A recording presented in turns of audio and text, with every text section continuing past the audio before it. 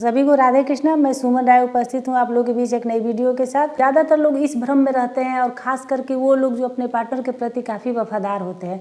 उन्हें लगता है कि उनका पार्टनर कभी उन्हें धोखा नहीं दे सकता, कभी उन्हें चीट नहीं कर सकता।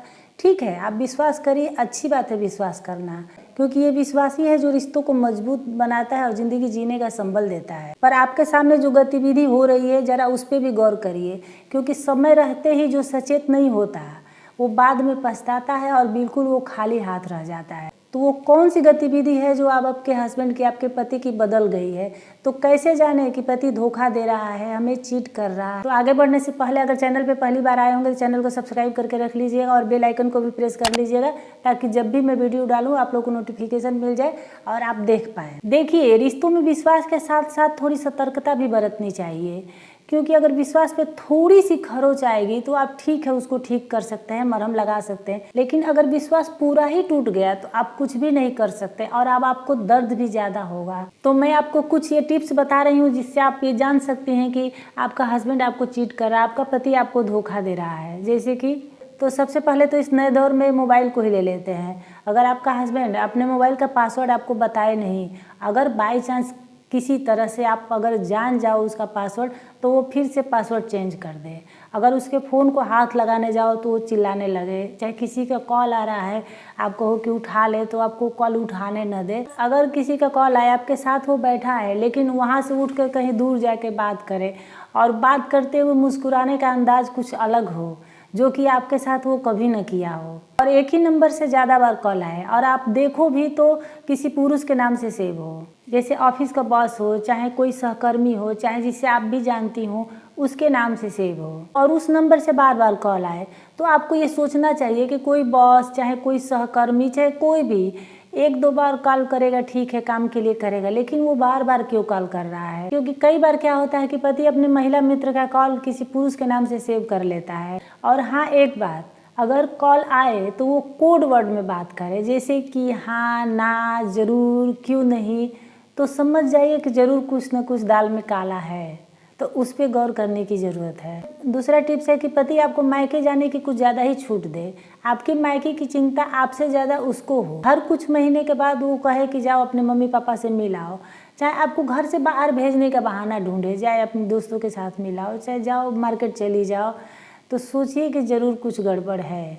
वो आपकी सुविधा के लिए और आपके लिए नहीं कह रहा, वो अपनी सुविधा के लिए कह रहा है। तीसरा टिप्स है कि हस्बैंड आपसे दूर जाने के बहाने ढूंढने लगे, उस काम के सिलसिले में उसका आउट ऑफ सिटी कुछ ज़्यादा ही जाने लगे, चाहे मीटिंग का बहाना करके घर लेट से आने लगे कि मीटिंग में फंस गया। चौथा टिप्स है कि अगर हस्बैंड पहले से ही ज़्यादा चूजी है, सेलेक्टिव कपड़े पहनता है, तब तो ठीक है, कोई बात नहीं, लेकिन अचानक से उसमें चेंज आ जाए, अचानक से वो सेलेक्टिव कपड़े पहनने लगे, अचानक से खुद पे ज़्यादा ध्यान रखने लगे, अचानक से वो एक्सरसाइज करने लगे, जिम जाने लगे, बाल का केयर करने लगे कुछ ज़्यादा, मतलब खुद को ही ज़्यादा निहारे कि मैं अच्छा दिखूं। देखिए, हर कोई अच्छा दिखना चाहता है, कोई भी अगर कहीं बाहर जाता है तो थोड़ा सोचता है अच्छे से तैयार व्यार होके जाए, लेकिन कुछ ज़्यादा ही ओवर सचेत हो जाए तो समझ जाइए कि हाँ, कुछ तो गड़बड़ चल रहा है, जो कि वो पहले नहीं कर रहा है। तो पहले से ही कुछ लड़के ऐसे होते हैं जो पहले से ऐसे कर रहे हैं, तब तो कोई बात नहीं,